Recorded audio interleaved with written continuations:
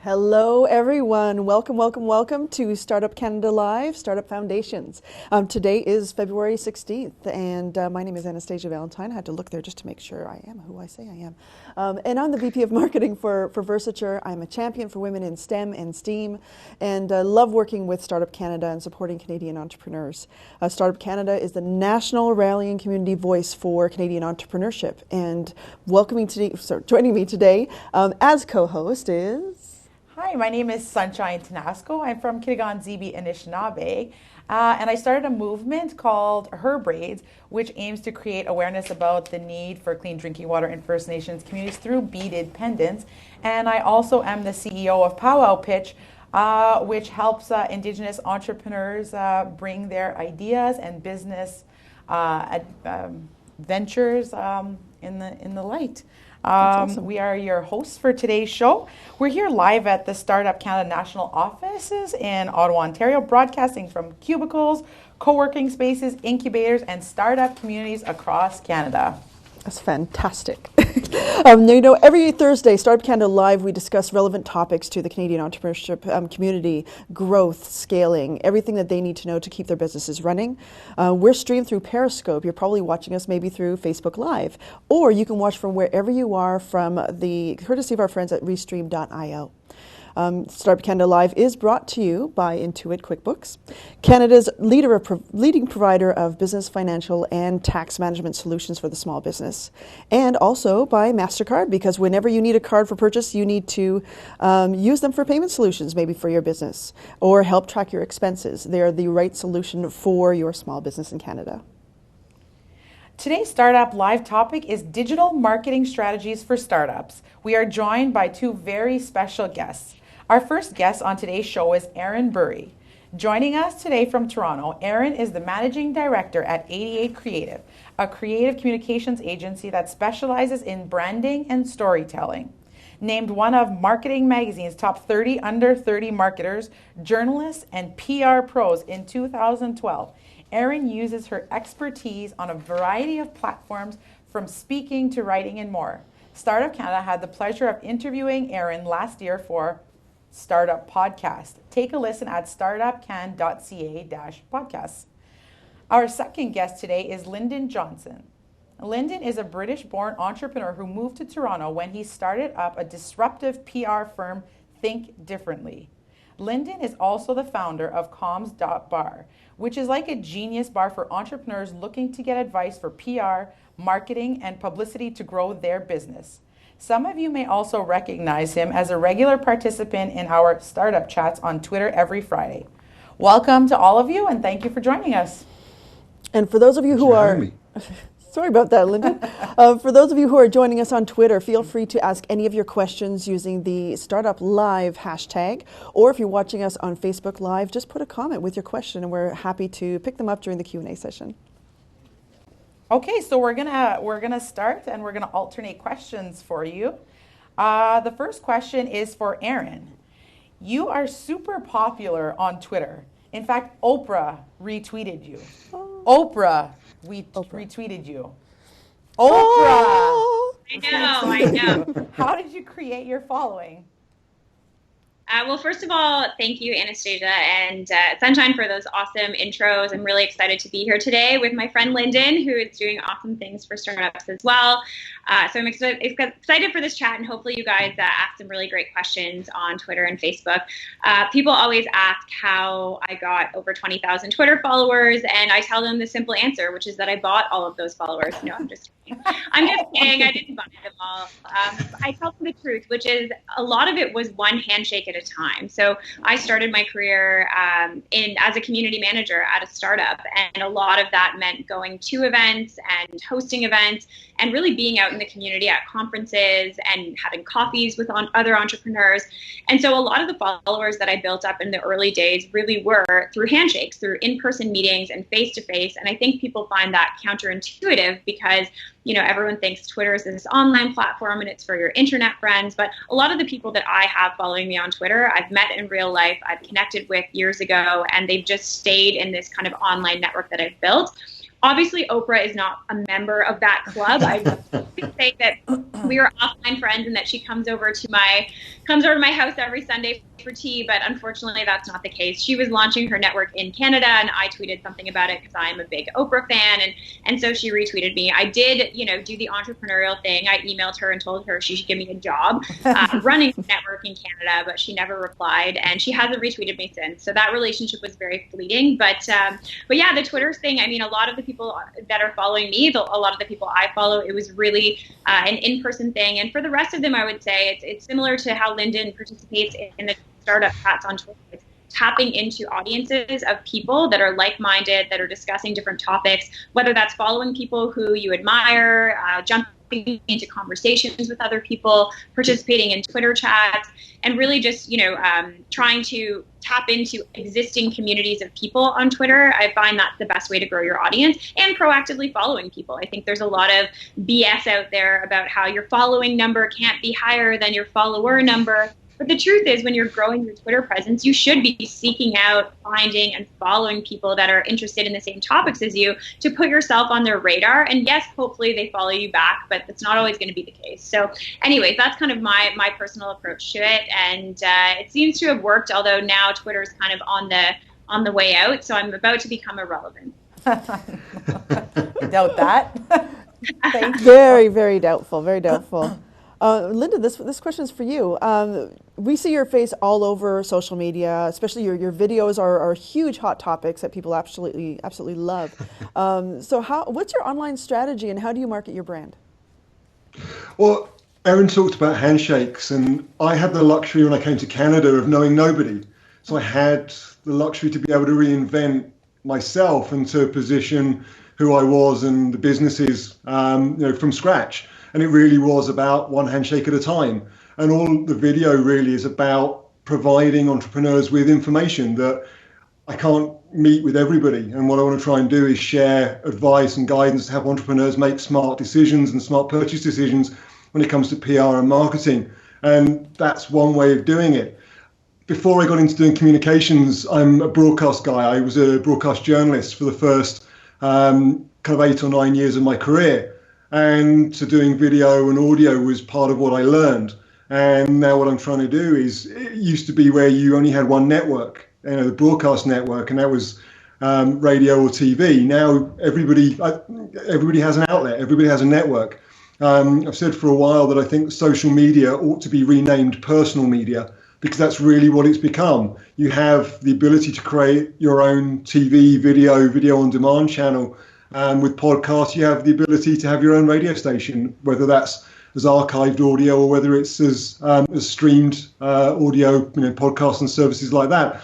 But building my brand really has just been about trying to think about the values that I stand for when I got to Canada and the business that I was building. And both businesses think differently, and Comms Bar are both about trying to help entrepreneurs to make better purchase decisions, to understand what PR, marketing, publicity is all about, how it's relevant to their business, how to use it better, and when they need to purchase services or tools, they're making informed decisions. And so the videos are really just part of giving back to the community and paying things forward. I have a little bit of a follow-on question to that. You do a lot of video work, and it's absolutely fantastic. Even stream of consciousness type videos that you're able to produce very quickly. How do you recommend entrepreneurs or solopreneurs, or even the small businesses and startups, get over the fear of putting out video, especially when it's kind of just in time, like you do sometimes? I think it's doing it, and the thing is that you can practice without anybody ever seeing it. You don't have to publish all of the videos that you do. So I think the more you see yourself on screen, the more comfortable you become with it. And you also become more accepting that it's not going to be perfect, polished. You're not always going to be word perfect. And I think the more you do that and you review it and you see some of the things that you do, maybe you scratch your nose, or you move your head in a certain way, or words that you say that you want to cut out, you become more comfortable with sharing that. It's been commented that I don't say and very often, and that was really just as part of the broadcast career. I got taught techniques for doing it, and so it's really just familiarity and talking about things that you're passionate about, talking about things that If you're always talking about something that you're confident in what you're talking about, it becomes easier for you to share it, for you to record it. It takes less time to do it. It's really just kind of doing it over and over again. It's the 10,000 hours until you get comfortable with it. Absolutely. Awesome. Thank you. So the I next, think it's oh, accent. go ahead. Let's be honest. His accent is something that all No, that accent doesn't hurt at all. a video with an accent, right? Right on. I'd love to say I had to work for it. Oh, that's, yeah. Practice. So the third question is for both of you. Why should startups engage in digital marketing? The why. I can take that one first. I think there's the Lyndon was trained not to say it. I haven't been. So I would say for businesses, especially business owners who are starting out today and who might not have owned a business for the last 10 or 20 years, the landscape has totally changed in terms of how customers find you online. And I think if you look at your own consumer behavior, whether you're looking for a pizza place to order dinner from, or whether you're trying to find an accountant for tax season, you always start your search online. So I think for business owners today, it's so integral to have a really good website that works on mobile and online, to be easily found through things like Google Places and setting up a profile there. It's so key to have those, just the building blocks of your online presence, from your website to your social media pages, to make it easy for consumers to find you. I don't even consider those things digital marketing. I consider them just the price you pay for having a business in 2017. If you are starting a business in 2017, you have to have a mobile-friendly website. You have to have social media touch points where people can find out about you and ask you. Oh no, I think we may have lost Aaron. Yeah. Cool. Well, this is a question to either of you, actually, we're competing against companies that have huge budgets, right? And startups definitely don't necessarily have that. What are some key components that startups can use in their digital strategy that won't break the bank? Well, I think one of the things is about understanding what you're trying to achieve. Marketing is all about getting people to take an action. It really is thinking about... She's come back. So marketing's about getting people to take an action. Where your target customers hang out and how you reach that. Social media. Sometimes it could be Hey, Aaron, we're getting a little bit choppy internet coming from you, so we're just going to go to Lyndon for just a second. No problem. Yeah, so just saying that basically marketing is about getting people to take an action, and increasingly the place they take that action is online, whether they purchase something, whether they share something, whether they make a recommendation. There are an increasing number of ways you can do that online. And so for entrepreneurs, I think it's an important part of building their business, because moving the business forward requires customers, partners, advocates, people that support your business to take an action and to reach a wider number of people than they would reach in person. There's only so many people that we see every day. There's only so many hands we can shake every day. That online is one of those ways that you can reach a larger audience. You can get more people to take an action, and you can also start to quantify. Marketing, can be measured by how many people take an action. You see a lot of the test pages that people set up. It's designed to see whether people are going to take an action that the business, the entrepreneur wants people to take, whether it's to purchase, to recommend, to share, to read something. Awesome. Okay, so this question is for both of you again. What are some potential challenges that come with digital marketing? Not sure that Erin's there, so I can take this one first, and hopefully we'll get her back. So the challenges are that there are so many things you can do. And I think that kind of creates decision paralysis sometimes. There are so many things you can do. It stops people from making choices because they fear that if they don't do all of the things that are available, they're missing out. And I think that one of the key things is to define the action process. How do you get people to take an action, and use the tools that are there to get the specific group of people or the person that you want to take an action to do it?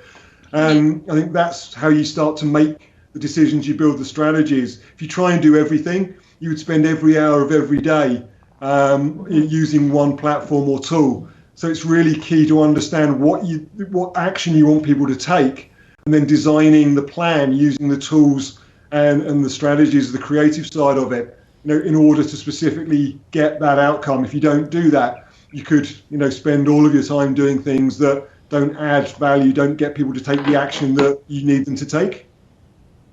That's great, Lyndon. Just a follow-up to that. So you mentioned there's so many platforms out there, so many ways to reach your perfect fit customer. How do startups actually choose which ones to invest in or spend, whether it's their money or their time, as opposed to just kind of the spray and pray approach? The key thing is talking to your customers, understanding their experience. It's how do they search for your product or service? How do they purchase your product or service? And then you make decisions based on their process. If you're trying to be on Facebook Live and actually they're on Google Hangouts, or you need to actually increase a number of different people in a decision-making process, then you need to understand that. We're getting an echo, I think. I'm not sure where that's coming from. Yep. But it's really about understanding customer decision-making processes and how they make actions. You pick the platforms that are most relevant. Talking to customers is seen as being old-fashioned. Aaron spoke about shaking hands. It really is using the offline to gather the information that you need to be able to make smart digital and online marketing decisions. If you ask questions, I'm a journalist, I'm trained to ask questions. Sometimes I ask too many questions. But by asking questions, people are very happy to give you information that can help inform the decisions you make about strategy and tools. Perfect, thank you. So Erin, are you back with us? Yeah, can you hear me, guys? Yes, sure we can. I'm so sorry about that. I know this is why the Startup Canada team wanted to do a tech check, and I have to say our office Wi-Fi can be a little spotty. So sorry, I'm not sure how much pain I put you through in terms of my choppy internet, but hopefully it wasn't too bad. It wasn't too bad. Well, we'll give you the next question. What are the latest digital marketing trends startups should take advantage of? And what's no longer as popular or as effective? Yeah, it's interesting. I mean, Lyndon's whole philosophy is helping startups understand where they should be spending their money and not really wasting money on things that aren't going to actually impact their business. And I think that's kind of the trend that people are moving towards, is measuring what's actually working and what has an impact on the bottom line, and not just throwing thousands of dollars at an SEO consultant who says that they're going to get you to the top rank of Google, but you don't actually see any impact on your business. So things like social media marketing. I mentioned that everybody has to have a Facebook page these days. Everyone has to be findable on social media. But I would say, just starting to move beyond actually building a presence and starting to understand what has an impact. So using things like Google Analytics to see where your referral traffic is coming from and who's actually purchasing your product or finding you based on your online presence. Things like Facebook ads, for example. If you're running Facebook ads, looking at how many people are clicking, what demographics are they in, are they actually purchasing once they go to your website? So to me, the biggest trend that we're seeing is actually closing the loop on all of your marketing efforts, whether that's through using an inbound marketing program like HubSpot, or whether it's through using analytics tools or platforms like Unbounce, which is a great Canadian tool that helps you track conversions. But to me, it's just not throwing money at the wall and seeing what sticks. It's actually setting out a strategy for what's driving purchases and asking your customers how they found you and spending more money on the things that are actually driving results. That's great, Erin. And this is a good follow-on question, especially based on the tactics that you're using online. There are a lot of vanity metrics out there, clicks and views. And from a marketing perspective, that makes us feel really good and it does great things for our ego. But what are some real metrics that we can use, aside from those vanity metrics, to measure our success in the marketing world online? Yeah, it's a great question. I mean, especially, I'm sure Lyndon knows this as well, working in PR. There are a lot of metrics that you see, like impressions. That's something that's said a lot in PR. And it really means for every they assume for every Globe and Mail issue, newspaper that lands on your doorstep, 2.5 people will see that. So they take the circulation number, they multiply it by 2 or 3, and then they say that's how many people saw your article. Well, that's not actually true, because out of all of those Globe and Mail newspapers that went out, some of those people probably weren't home to read the paper that day.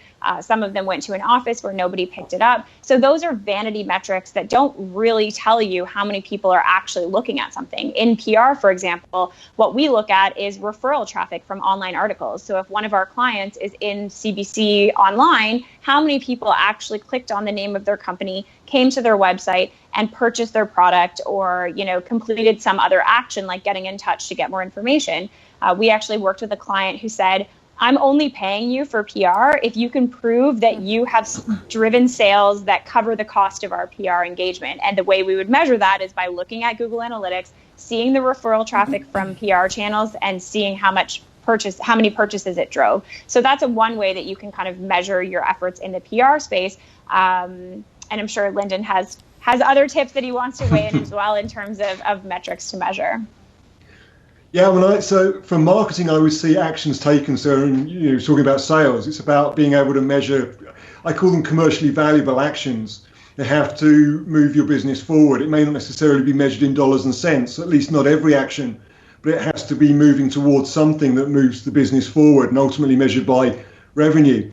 With PR, I measure relationship strength, because it's about getting somebody to do something relies on you having a relationship with them in some form. And depending on the ask, the thing you want them to do, the relationship strength will vary. And so we measure the change in the relationship strength from having no relationship with somebody to having a relationship where they'll pick up the phone, they'll answer emails, to having a relationship where you can ask them to do something, whether it's buy a product, invest in your business, refer you to somebody else. And developed a system you can measure the change in the relationship strength, so that when you ask somebody to do something, you can be pretty sure that when you ask them, they're willing to do it. Or if they're not, you don't ask them until they get to that point where you can ask them and be confident that they'll take the action. But I agree with Erin, it's really about, kind of measuring. You have to be able to quantify it. Otherwise, why are you doing it? And to be honest, it really just comes down to every time you integrate a new marketing tactic into your marketing mix, figuring out at the beginning, what am I going to measure to know whether this was successful or not? And that might not be only for digital marketing tactics. Say, for example, you've created a postcard that you give out at local businesses, and you can put a promo code on that. So visit my website and enter code 50% off, and I'll give you a discount on your first purchase. Then you measure how many people actually use that promo code, so you know how well those postcards in local businesses are working. So you should find that equivalent. What is that promo code that I can measure for every single thing that I'm doing in marketing? If you're paying an SEO consultant to help get you to the top results on Google, you should be measuring how much your Google organic search traffic is increasing month over month. If you're running Facebook ads and spending money on those, you should be measuring how many people are coming to my website from Facebook ads and how many of them are actually purchasing. So there should be a metric aligned with every single thing that you do, whether it's speaking at an event, having an event, running Facebook ads, social media, all of these types of things. Set out the metrics that you're aiming for, that you're going to measure right at the beginning before you even launch that marketing tactic. So it's easy for you to go back at the end of every quarter or every month and say, these are the things that are actually driving business for me. But then, like Lyndon said, some of those are intangible. A relationship with a journalist isn't something that you can put in the bank. It's not something that is super tangible, but it's so valuable for a business owner to be able to get a response from a really top tier journalist. So I totally agree that sometimes the metrics are going to be soft. They're not going to be hard. They're not going to be something that you can pull out of Google Analytics, but they're also equally as valuable. And Erin raises an interesting point as well, that a lot of the tactics that drive, the action online are actually offline. So digital marketing includes things which wouldn't traditionally be considered to be digital or online. It's postcards, it's giving out promo codes, it's that kind of stuff. And I think that there's an awful lot of focus now on the online portion, and there isn't as much as perhaps there should be on those offline things. That how do you get people to visit a site?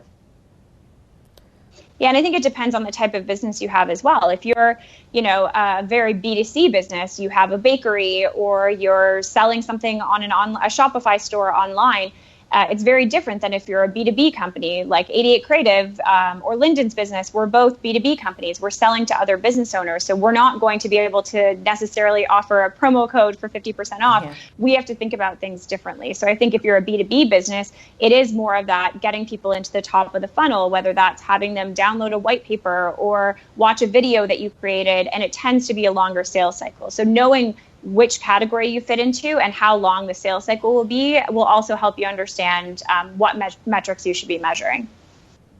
That's great, you guys. That's excellent tips for the startup community and Canadian entrepreneurs.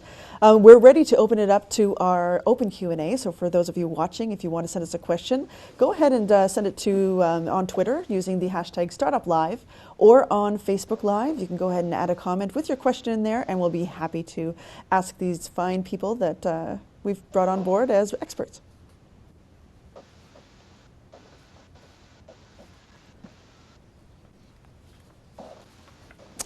Okay. Did you get one? So while we wait for questions, we'll just continue on with asking you both a few more questions. What should startups know about their audience before coming up with a digital marketing strategy? Lyndon, you want to take this one first?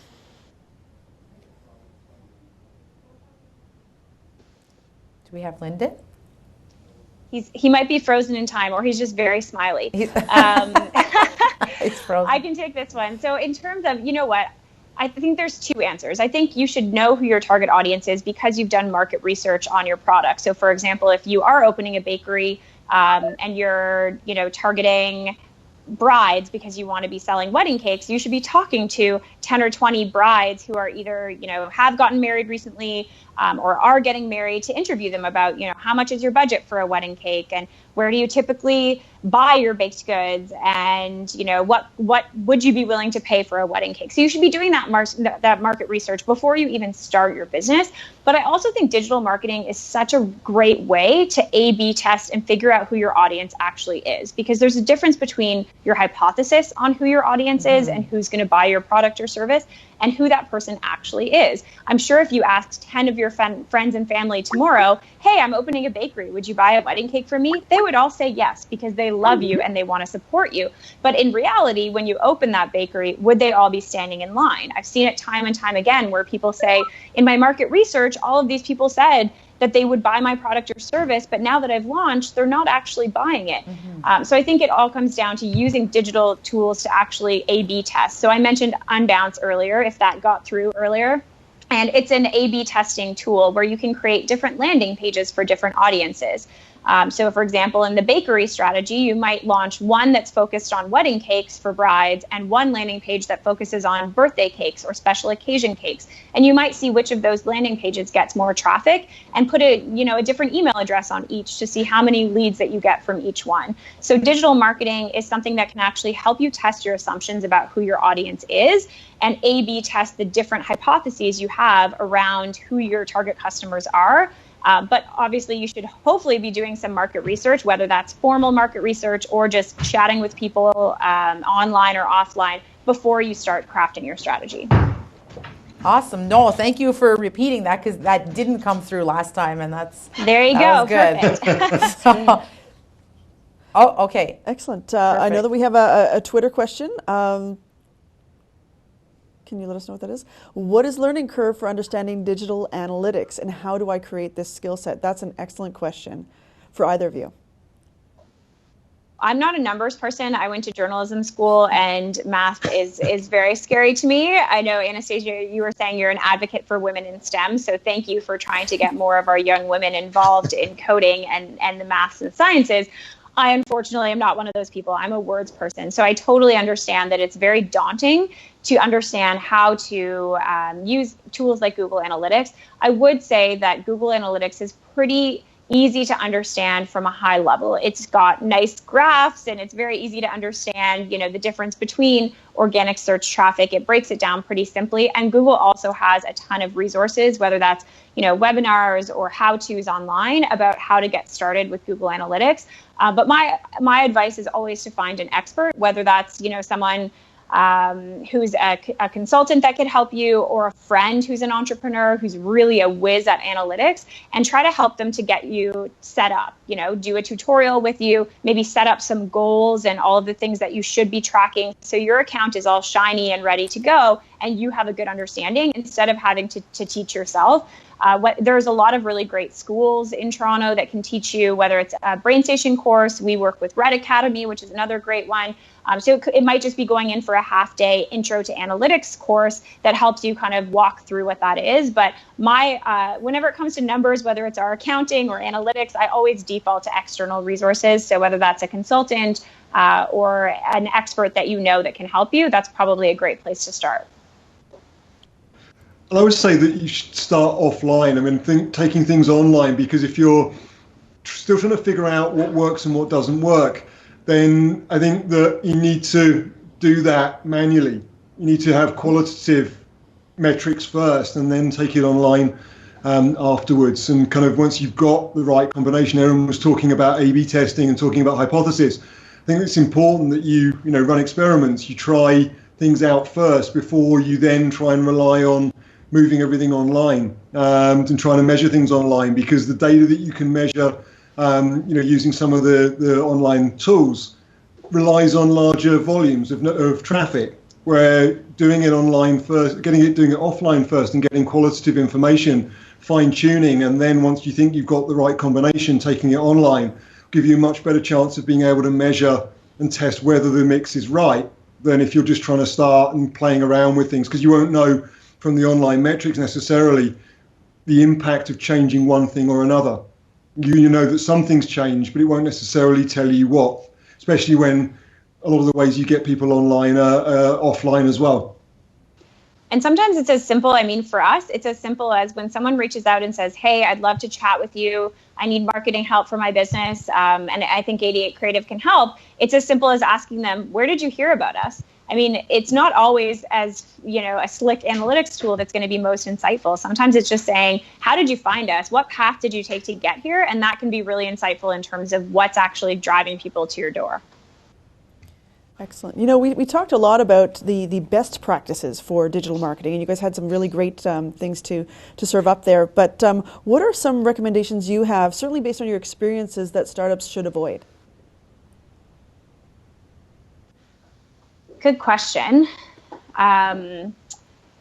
I think one thing that startups tend to try to do is to boil the ocean. They tend to sign up for every single social media network under the sun. They launch a blog. They want to do a YouTube channel. And they just try to do everything and then don't end up doing anything well. So my biggest piece of advice to any startup watching, whether you're a B2B company or a B2C company, is to really start small, especially if you don't have a team or anyone else that can help you, and pick 2 to 3 things that you're going to use to get your message out online and do them really well. So for example, that might be launching a YouTube channel and posting videos every week. That might be launching a blog and writing a new post, or getting guest contributors to put up content on your blog. And maybe one of them is a social network like Facebook or Twitter that you're going to use to find customers and build your community. But don't pick everything. I think entrepreneurs always say, I don't have time for marketing, or I launched all these things, but I don't have time to do them well. And a lot of times it's because they're trying to do too much. You don't need to have every social network under the sun. And there's nothing worse than going to a startup's website, clicking on some of the social networks that they have listed, and seeing that their last update was 2 years ago. Mm-hmm. So yeah, try to do a couple things really well. And that's kind of a mistake that I see often, is trying to do everything. One of the things that I see a lot as well is people thinking that digital is the only tool they have, it's the only strategy, and they're trying to get from starting a relationship with somebody, building it to a point where when they ask somebody to take an action, they'll do it, and then take the action online. And they're trying to do everything kind of in a very short period of time, and also only using online or digital tools. Both talked about the importance of offline, of handshakes, of talking to people, of understanding what drives them, what's going to what the mutual benefit is for them, what's the thing that's going to make them purchase your product or service.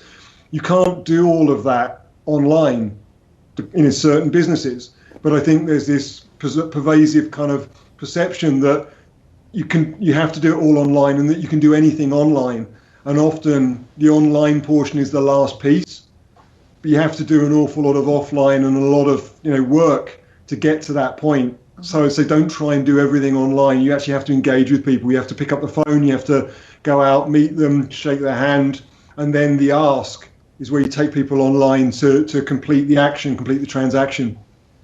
That's a great point, Lyndon. And I also think you have to remember that in the early stages, you're not just focused on marketing your business, you're also focused on gathering feedback from your early users or customers to understand what your business's value is and to shape what marketing you're actually doing. And I remember seeing the founder of FreshBooks, Mike McDermott, talk years and years ago, and he said that he called every single one of his early customers at FreshBooks and said, what value does FreshBooks provide to you and why do you use it? And the answers that he got by having phone conversations with each of his early customers completely changed his marketing message, the copy on his website, and even the direction of the product, because the value he thought he was providing was different than what the customers were saying the value actually was. So I would say don't even think of, Lyndon talked about a lot of offline stuff, and, whether it's holding beta testing sessions with your users when you're introducing a new feature or surveying them on what your value is, don't forget to also be getting consumer insights and feedback in the early days and not just worried about how you're going to get the next customer. I think that one of the things I see is people pitching. There's a culture of pitching people. And it's telling people why they should care, why they should be interested. And actually, what Erin just said, you can gather so much information from asking them. And if it's not what you think, why spend time pitching them on something that is never going to work? When actually by asking one or two questions, you can find out what you need to be saying to them. Mm-hmm. That's excellent. I know that we have a couple of questions on Twitter. Do you want to take those, Sunshine? Yeah, we're just waiting for them. How would you go about actually measuring relationship strength using Facebook, Twitter, etc.? Well, should I pick this one up? It's Sure. One of the things that I think it's, from a marketing perspective, it's whether they will take an action. It's whether they'll do what you ask them to do, whether it's to purchase something, to make a recommendation, to share something. If you can't get them to share something online, the chances of getting them to do something which requires more of their time or more of their energy or more of their relationship with somebody else, if they're making a recommendation, then the relationship's probably not as strong as you think it is. But I use a scale of 0 to 10. 0 is a relationship where you essentially don't know the person, you know who they are, but you don't really have any kind of relationship. And a 10 is where they'll do anything that you ask them to do. And it's kind of subjective to start with, but you can measure the movement by asking them to do things, and they can be small things. But if you ask them to do small things and they don't do them, then asking them to do something that's more valuable, whether it takes more of their time or whether you're asking them to get more involved or spend money, is probably not going to work. And so I use a simple scale, by asking, will you do this? And you don't have, sometimes you can ask the person, sometimes you can say, if I ask them, what would they do? You can answer that question in most cases. If you think you're asking somebody to invest $10,000 in your business, you've got to have a pretty strong relationship with them, or the benefit that you give to them has got to be pretty good.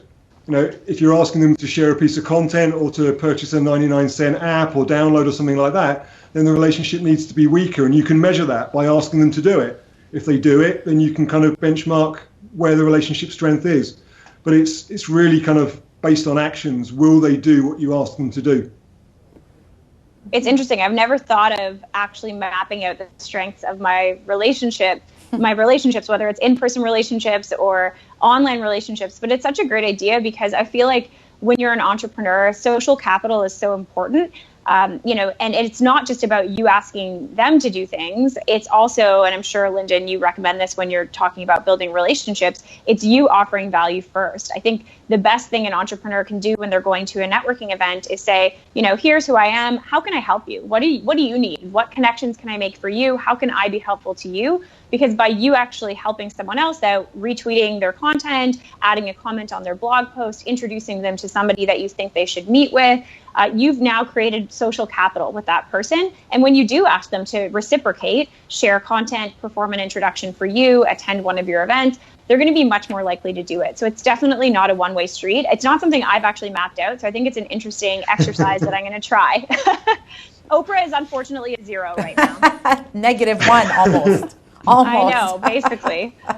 So let's do it again in 30 days and we'll see whether we can kind of strengthen the relationship with Oprah in 30 days. That's a metric that I can measure. There you go. That is a challenge. That's awesome. We'll see you back in 1 month.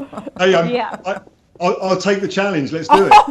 Oh, now it counts. Now it's legit. That's Challenge official. accepted. Yeah, challenge accepted.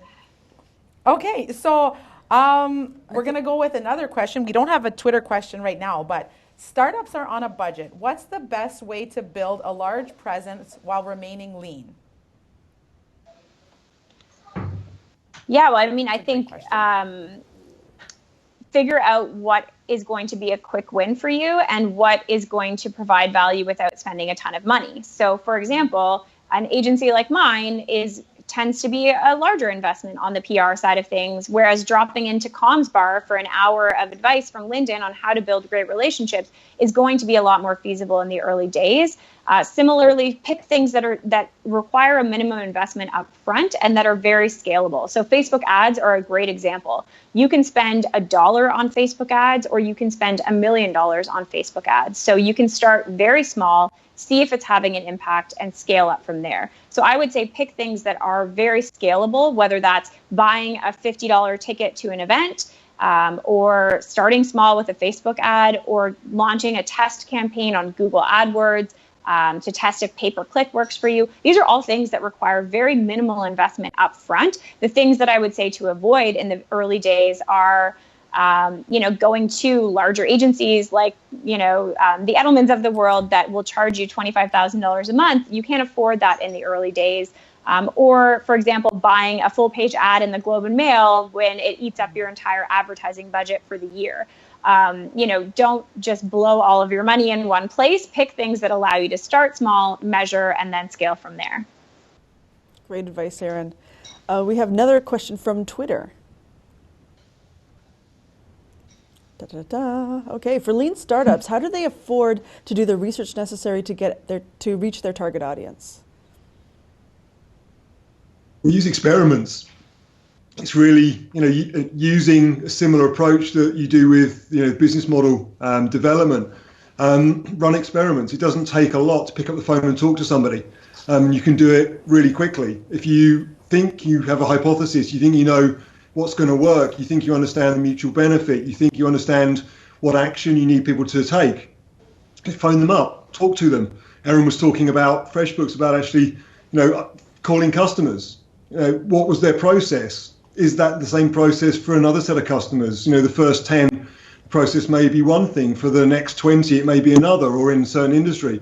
So you can test by running experiments, figure out what you think the hypothesis is, run an experiment, test it. If it's not what you think, you've not wasted a lot of time, you've not wasted a lot of money. You can rerun the experiment, the information that you gather from talking to people, from understanding whether or not your assumptions are correct or not. You can tweak them. You don't have to start over and completely rerun everything from scratch. You can just tweak one of the things. That 3 of the assumptions might be correct, the 4th one may not be, so you change that one. And again, you can move very quickly without spending a lot of money. Yeah, and I think to echo Lyndon's comments, you really don't have to be, we think of focus groups as being these big, bloated, tens of thousands of dollar experiments, but you don't actually have to spend $30,000 on a focus group. You can just call up 10 people in your network, or share on Facebook that you're looking to talk to 10 people like X, buy them some pizza and sit down with them over lunch to get their insights. It's that simple. If you're looking to do testing online, maybe it's signing up with something like Unbounce, the landing page site, creating 2 landing pages with the 2 different types of messaging or 2 different prices that you're looking to test, and then launching a $25 Facebook ad test on both of them, targeted to the same audience to see which one resonates better. Or run the same landing page test, but test to 2 different audiences on Facebook to see which age group or which gender or which location resonates most. So like Lyndon said, it's not expensive to actually test your assumptions. We used to use a site called usertesting.com. So if you do have a website or a product online that you're looking for feedback on, you can actually have people go through 20-minute tests where they'll actually go through, use your website. You can see their eye tracking, where they're looking on the page. They can add comments. You can ask them specific questions. And at the end of this 20 minutes, I think it's about $20 per person, you have an amazing piece of feedback on how they use your product, and you haven't had to spend a ton of money. So it isn't expensive to test with your potential customers these days. There are so many online tools that can help. Wow, I think the other misconception... Sorry? Cut you off. I think the other misconception is about the number of people. And really, you're only interested in people that are going to be your customers, or going to be people that are going to buy into what you're selling. So scaling to tens or hundreds of thousands really isn't valuable to entrepreneurs, because the majority of them won't purchase a product or service from you. What you need to find is the people that are, and scale those. And I think that the easiest way to do that is customer by customer initially, and then each of those initial customers becomes a hub for introducing you to more people that have the same need or the same interest as they do. So you can grow quite quickly, but you're growing qualified people that have a need for your product or have an interest in what you're trying to achieve through the business. And so I would try and avoid scaling in terms of volume, where you're wasting 99% of the traffic that's coming to your site, and focus on only the ones that are likely to become customers. And you can scale that far more quickly than if you're trying to figure out from an audience group of sample size of hundreds, thousands, or hundreds of thousands. Mm-hmm. Awesome. Those are great tips. I feel like they are really lean and very doable for entrepreneurs. We have another Twitter question, I believe. Do you have any tips for trying to sway your organization to care more about the hard analytics over the vanity impressions? Great question. Yeah, I mean, it's very hard. I mean, a lot of organizations, especially in the tech startup space, it's the opposite. They have too much of a focus on the hard metrics and not enough of a focus on the softer things like relationships or awareness or brand building. When I worked in-house at a startup, we focused so much on the community building through hosting events and attending events and through PR and things like that, that we had this amazing brand and this amazing community, but unfortunately we didn't have a really great revenue model and ended up running out of money. So my point is, you have to focus on both. You have to focus on the soft metrics, the relationships, the brand building, the perception, the community of ambassadors that you're building, but you also have to focus on the hard metrics like sales and traffic. So if I were you and you're trying to convince someone internally, find that internal champion on the senior team who also believes in hard metrics, and put together a plan outlining why it's important, the hard metrics that you think you need to be measuring, and have that person introduce it internally. Because it's always going to be better coming from a senior leader within your organization who's kind of setting the tone versus you trying to, sell it up the chain. If you are the founder, you can set that direction right from the start. If you're not, you need to find an internal champion. And if they won't listen to, if nobody internally believes that you should be tracking some of these hard metrics, then find someone to come in and do a lunch and learn for your company on why you need to be tracking this stuff, and have an impartial third party come in and kind of teach them about why these metrics matter. Because then you're not just kind of beating a dead horse. You have someone coming in externally who's hopefully helping to extol the virtues of what you're trying to achieve. The other thing I would say is to set business goals and figure out what the communications metrics are that will actually tell you whether you're making progress towards the commercial goal. But ultimately, anything that you do with marketing has to have a commercial value. And so if you're not achieving that, it doesn't matter what the metric is. You need to kind of fix the goal first and then decide what the metrics are that show you're moving closer towards it. A combination of hard and soft, as Erin said. I think it's just, the ultimate hard goal is actually, have you achieved the next milestone? Have you achieved the business goal? The communications goals don't matter if the business goal hasn't been achieved. I think focusing people on that, all of a sudden you see that their attitude towards metrics, whether they're hard or soft, changes. Mm-hmm. That's great, everyone. We're actually getting towards the end of Startup Live. I hate to say it, but we're getting close. But I wanted to turn it over to our experts to leave our audience with any takeaways or additional tips in their digital marketing strategies?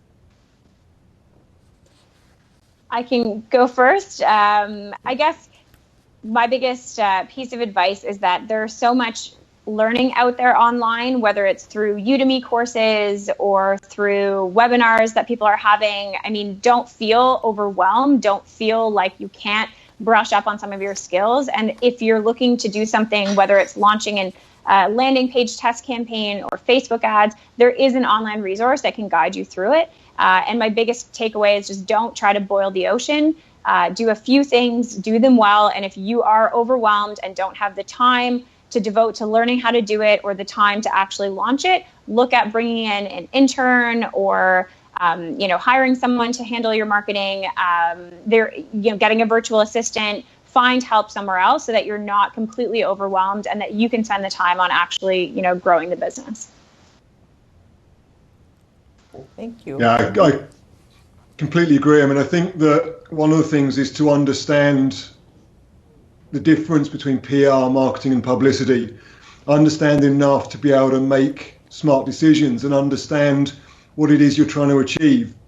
Don't try and go from the place you are now to the end destination. Don't try and become a Facebook overnight. Understand that there are milestones along the way and be very focused on achieving those.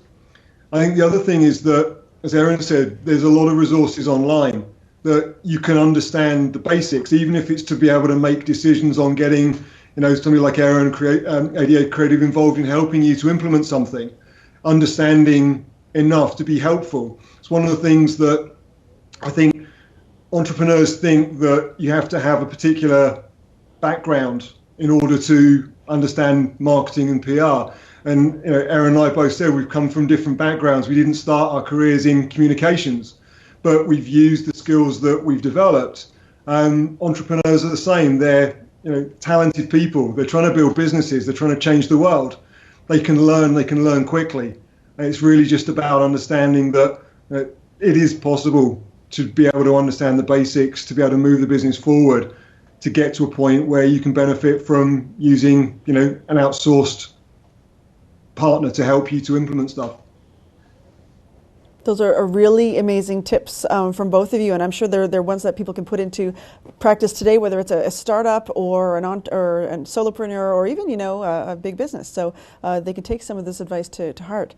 I want to thank you both, Erin and Lyndon, for your amazing feedback and tips on digital marketing strategies today.